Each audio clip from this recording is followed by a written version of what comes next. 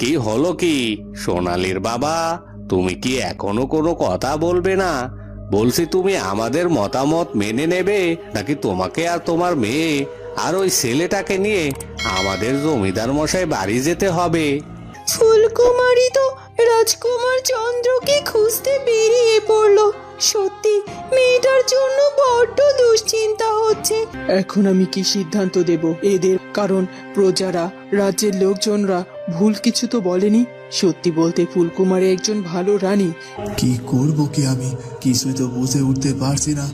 গ্রামের লোক তো আমাকে বারবার বলে গেল, আমি যদি ওই ছেলেটির সাথে আমার মেয়ের বিবাহ না দেই তাহলে নাকি আমাদের এই ভিটে মাটি সহ এমনকি গ্রাম ছেড়ে দিতে হবে।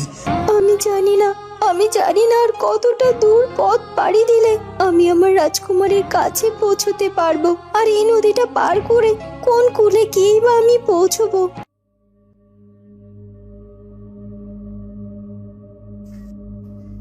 মন্ত্রী মশাই, আমার মনে হচ্ছে এত তাড়াতাড়ি আমাদের সিদ্ধান্ত নেওয়াটা ঠিক হবে না। আমি আপনাদের প্রস্তাবখানা শুনলাম, এবার আমাকে ফুলকুমারীর সাথে এ ব্যাপারে কথা বলতে হবে। কারণ আপাতত ফুলকুমারী এই রাজ্যের রানী, আর তার সাথে কথা না বলে আমি আপনাকে কোনো সিদ্ধান্তই দিতে পারছি না। অবশ্যই অবশ্যই আপনি আমাদের নতুন রানীমার সাথে কথা বলুন, কিন্তু আপনাকে এটা মনে রাখতে হবে আমরা যেটা বলছি, যে প্রস্তাব উত্থাপন করেছি এই প্রস্তাবটাই যেন থাকে। আর এটা আমাদের আমাদের রাজ্যের প্রজাদের সিদ্ধান্ত। আশা করি আমাদের সিদ্ধান্তকে ছোট করবেন না। হ্যাঁ রানীমা, মন্ত্রী মশাই ঠিকই বলেছেন। আমাদের মনে হয় এখন মন্ত্রী মশাইয়ের হাতে রাজ্যের দায়িত্বটা তুলে দেওয়া উচিত। তারপর আমাদের নতুন রানীমাকে পরিপূর্ণ প্রস্তুত করে রাজ সিংহাসনে আমরা নিজেরাই বসাবো। আসলে ফুলকুমারী এই মুহূর্তে রাজপ্রাসাদে নেই। সে বিশেষ একটি কারণে রাজ্যের বাইরে গিয়েছে। সে ফিরলে তার সাথে কথা বলে আমি মন্ত্রী মশাইকে রাজ্যের রাজ সিংহাসনে বসাবো। কিন্তু রানীমা কখন ফিরবে, কবে ফিরবে সেসবের কিছু জানেন? জানি না কখন বা কবে ফিরবে, তবে খুব দ্রুতই সে ফিরে আসবে। এই ফুলকুমারীটা আবার এই সময় কোথায় গেল? ও কি বুঝতে পেরে গিয়েছিল যে আমি এখন তাকে এই রাজ্যের সিংহাসন থেকে নামিয়ে দেব? সেজন্য কি কোনো কাজের বাহানা দিয়ে এই রাজপ্রাসাদের বাইরে গিয়েছে? রাজপ্রাসাদের বাইরে যাক আর যেখানেই যাক না কেন, দু একদিনের মধ্যে তো তাকে ফিরে আসতেই হবে। আর তখন তখন আমি ঠিক তাকে এই রাজ সিংহাসন থেকে নামিয়ে নিজে বসে পড়বো। দেখুন, আমি আপনাদের কাছে 2 দিন সময় চাইছি। এই 2 দিন পরে আপনারা আবার রাজপ্রাসাদে আসবেন। তারপর একটা সিদ্ধান্ত আমি আপনাদের জানিয়ে দেব।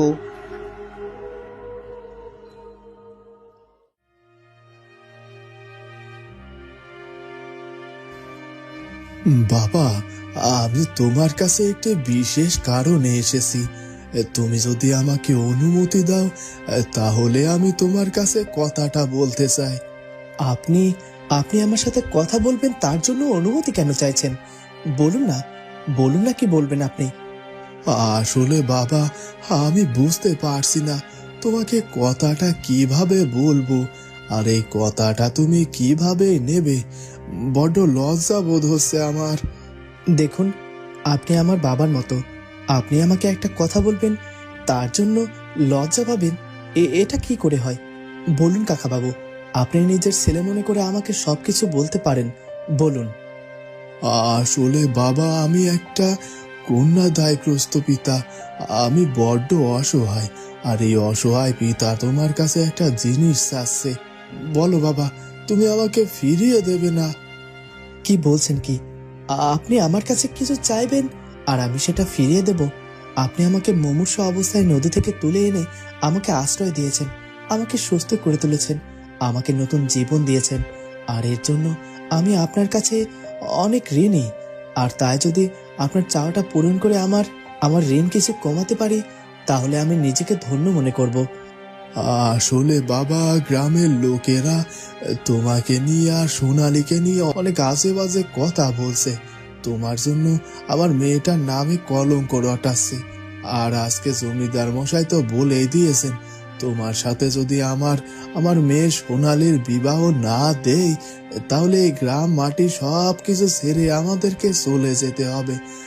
এখন তুমি পারো আমাকে বিপদ থেকে উদ্ধার করতে। দয়া করে আমার মেয়েটাকে তুমি বিয়ে করো। এসব কি বলছেন কি কাকাবাবু? সোনালীকে আমি বিবাহ করব?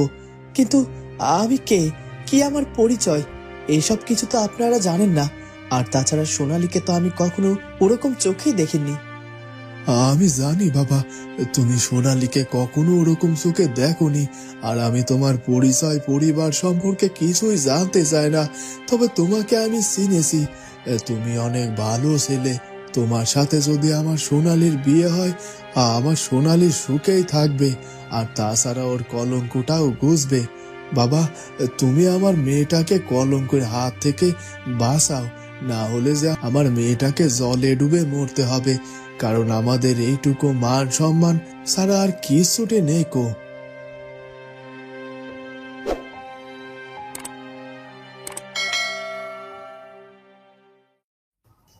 দেখো মেয়ে, তুমি যদি এখনো এখানে কোনো দিশে না বলো, তাহলে আমি তোমাকে যেখান থেকে এনেছি সেই কুলে নিয়ে যাব কো, নামিয়ে দেব। এভাবে আমি কিন্তু আর পারছি নে। তুমি তো দেখছি ইচ্ছে করে আমার বউয়ের কাছে আমার বকা শোনাবে, বাহানা করছো তুমি। জানো না আমার বউটা কত রাগী? সে যদি একবার রেগে যায় নে, তাহলে সব কিছু একেবারে তুলকালাম করে দেয় কো। তাই বলছি, চলো চলো, যে ঘাট থেকে তোমাকে তুলে এনেছি সেই ঘাটেই তোমাকে নামিয়ে দেই কেউ। না না মাঝি ভাই, তুমি যেখান থেকে আমাকে এনেছো সেখানে আমাকে নিয়ে যেও না দয়া করে। আসলে আমি সত্যি বুঝতে পারছি না যে আমি কোন কুলে নামবো। তবে এখন আর কি করব বলো মাঝি ভাই। আচ্ছা মাঝি ভাই, আমি যে কুল থেকে উঠে এসেছিলাম ওই কুলে ঠিক দক্ষিণ বরাবর একটা কুলে আমাকে নামিয়ে দাও, তাহলেই হবে। ও আসছে, তুমি দক্ষিণ কূলে নামবে? তা সেটা আগে বললেই তো পারতে। আমাকে শুধু শুধু এই নদীর মাঝখানে এভাবে ঘোরানোর মানে কি বলো তো দেখিনি। এখন চুপটি করে বসো, আমি তাড়াতাড়ি কইরে দক্ষিণ কূলে তোমাকে নামিয়ে দিচ্ছি গো। এরপর মাঝি তার নৌকা ঘুরিয়ে তাড়াতাড়ি করে সেই দক্ষিণ কূল বরাবর এগিয়ে যায়।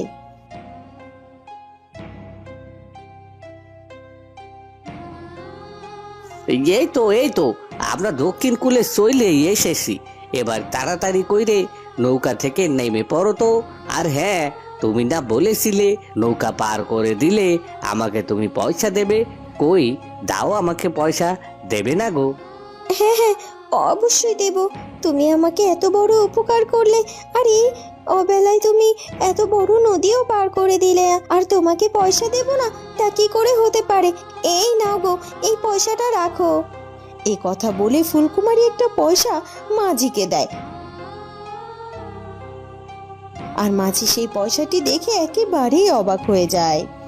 এ কি গো মেয়ে, এ তুমি আমাকে কি দিলে? এটা তো কোনো সাধারণ পয়সা নয় কো, এটা তো দেখছি একটা স্বর্ণমুদ্র। বলে স্বর্ণমুদ্র তুমি কোথায় পেলে? এই স্বর্ণমুদ্র তো অনেক মূল্যবান। আমি যতদূর জানি এটা রাজরানীরা ব্যবহার করে। তা তোমাকে বুঝি কোনো রাজ্যের রাজা রানী এটা উপহার দিয়েছে, আর তুমি এটা আমাকে দিয়ে দিল, তাই তো? আর আমি তোমাকে নদী পার করে দেওয়ার মূল্য এত বেশি নেই কি করে গো? তুমি আমাকে যে নদী পার করে দিয়েছো এই মূল্য যে আরো অনেক বেশি কম। আমি তোমাকে এটা দিলাম, নাও তুমি এটা রাখো। আর তোমার না দেরি হয়ে গেছে, এবার যাও, তুমি ফিরে যাও। এ কথা বলে ফুলকুমারী নৌকা থেকে নেমে পড়ে।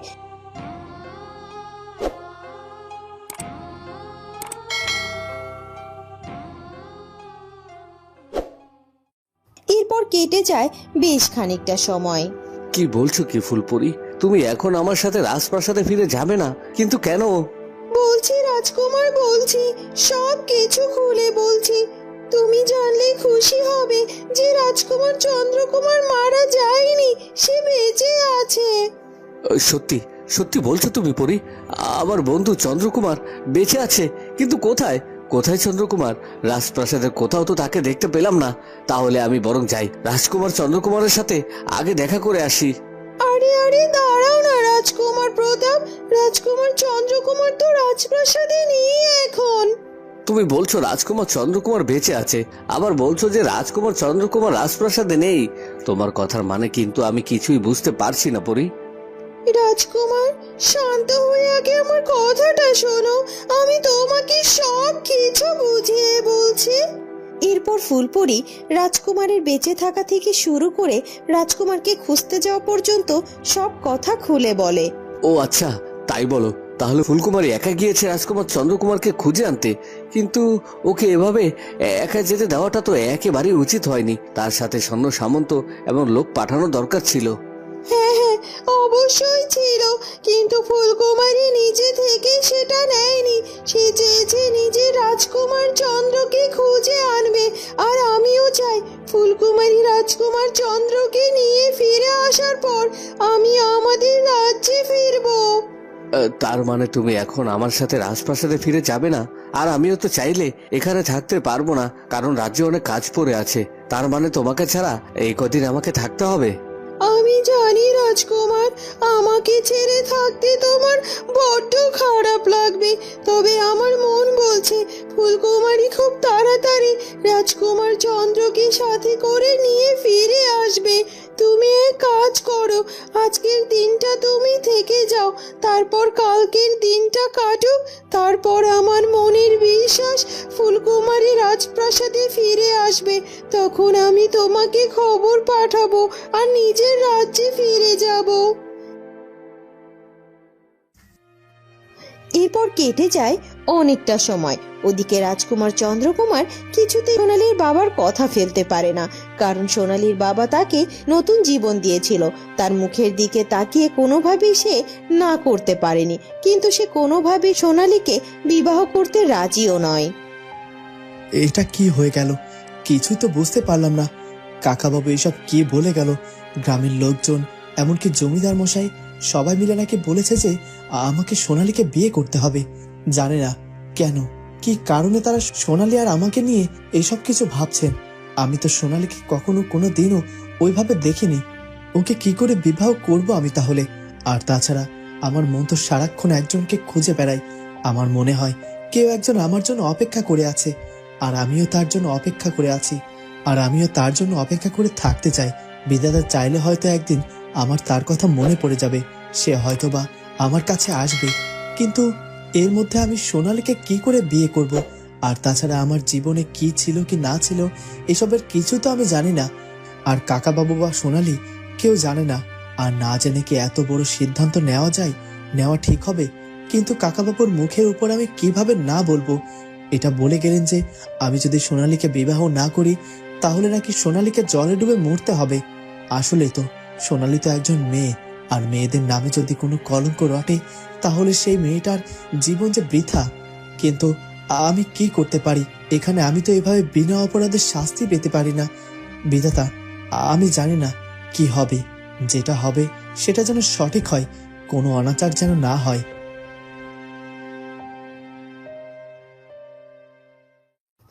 সন্ধে হয়ে যায়। ওদিকে ফুলকুমারী নদী পার করে আবার হাঁটতে থাকে, আর হাঁটতে হাঁটতে সে বেশ খানিকটা দূরে চলে যায়। নদী তো পার করে চলে এলাম অনেকটা দূর। মাঝি ভাইয়ের কথা অনুযায়ী এদিকটা তোই দক্ষিণ দিক, আর দক্ষিণ বরাবরই তো আমি সেই কখন থেকে হেঁটে চলেছি, কিন্তু এখন পর্যন্ত তো আমার রাজকুমারীর দেখাই পেলাম না। অবশ্য এতটুকু পথ এসেই কি আমি আমার রাজকুমারকে এত সহজে পেয়ে যেতে পারি নাকি? আমাকে আমার রাজকুমারকে খুঁজতে গেলে আরো অনেক জায়গায় ঘুরতে হবে, সেটা আমি খুব ভালো করেই বুঝতে পারছি। কিন্তু সন্ধে তো হয়ে গেছে, আমি একা একটা মেয়ে মানুষ, এই রাতের বেলায় কোথায় আমার রাতটা পার করব? এই গ্রামে তো কাউকেই আমি চিনি না, আর কেউ আমাকে আশ্রয় দেবেও কিনা সেটাও তো বুঝতে পারছি না। সারাটা দিন ঘুরে ঘুরে, আর তাছাড়া রাজপ্রাসাদ থেকে বের হওয়ার সময়ও কিছু খেয়ে আসিনি, কোথাও কিছু খাওয়ারও সুযোগ হয়নি। বড্ড ক্ষুধা লেগেছে, আর ক্ষুধা যেমন তেমন কথা, সব থেকে বেশি কষ্ট হচ্ছে জলের জন্য। জলের জন্য যে বড্ড তেষ্টা পেয়েছে আমার। কোথাও যদি একটু জল খেতে পারতাম তাহলে হয়তো শরীরে একটু শক্তি পেতাম। ক্লান্ত লাগছে আমার, বড্ড ক্লান্ত। আমি এক কাজ করি, এই গ্রামে কোনো এক বাড়িতে গিয়ে দেখি কারো কাছে একটু জল পাওয়া যায় কিনা। কেউ আমাকে থাকতে দিক আর না দিক, একটু জল তো দেবেই অবশ্যই। আর সে বাড়িতে গিয়েও না হয় আমি রাজকুমারের কথা জিজ্ঞাসা করব। এতে করে আমার রাজকুমারকেও খোঁজা হলো, আর আমার জলের তেষ্টাও মিটলো। আর তাছাড়া এভাবে বাড়ি বাড়ি গিয়েই আমার রাজকুমারের খোঁজ করতে হবে, তাহলে ঠিক আমি আমার রাজকুমারকে খুঁজে পেয়ে যাব। কিন্তু হঠাৎ করে আমি কোন বাড়ির ভেতরে ঢুকবো? কেউ যদি কিছু মনে করে? না না না না, যে যাই মনে করুক না কেন, আমার কাজ হচ্ছে রাজকুমারকে খুঁজে বের করা আর একটু জল খাওয়া। আর এর জন্য যদি কারো কাছ থেকে আমাকে কথা শুনতে হয়, আমি সেটাও শুনবো। আমি এক কাজ করি, সামনের দিকে এগিয়ে গিয়ে দেখি কোনো বাড়ির ভেতরে যাওয়া যায় কিনা। এ কথা বলে ফুলকুমারী আর একটু দেরি না করে সামনের দিকে এগিয়ে যেতে থাকে। আর তাড়াহুড়ো করে যেতে গিয়ে পথে একটা মেয়ের সাথে তার ধাক্কা লেগে যায়। আর সেই মেয়েটি আর কেউ নয়, সোনালি।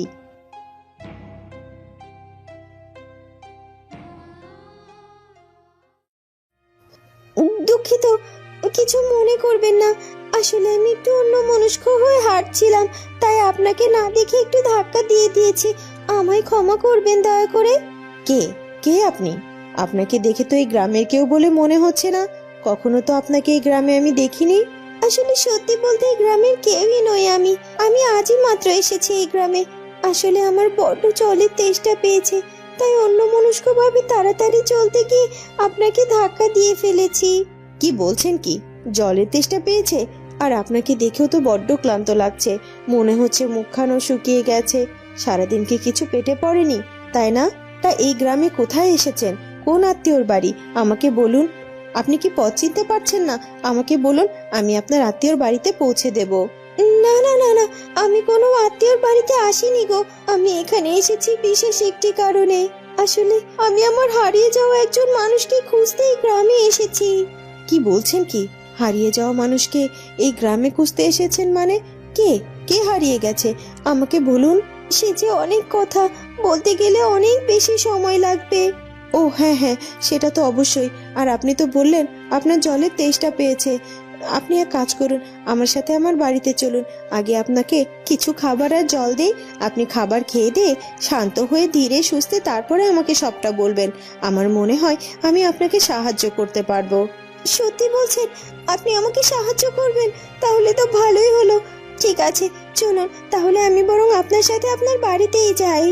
হ্যাঁ হ্যাঁ, চলুন। এরপর সোনালি ফুলকুমারীকে নিয়ে তার বাড়ির দিকে রওনা দেয়। বন্ধুরা, তাহলে কি ফুলকুমারীর সাথে রাজকুমার চন্দ্রকুমারের দেখা হয়ে যাবে? সেটা জানবো আমরা ফুলকুমারী গল্পের পরবর্তী পর্বে। আর আমাদের আজকের পর্বটি ভালো লাগলে অবশ্যই আমাদের চ্যানেলটিকে সাবস্ক্রাইব করে দিও। দেখা হবে নতুন পর্বে। ধন্যবাদ।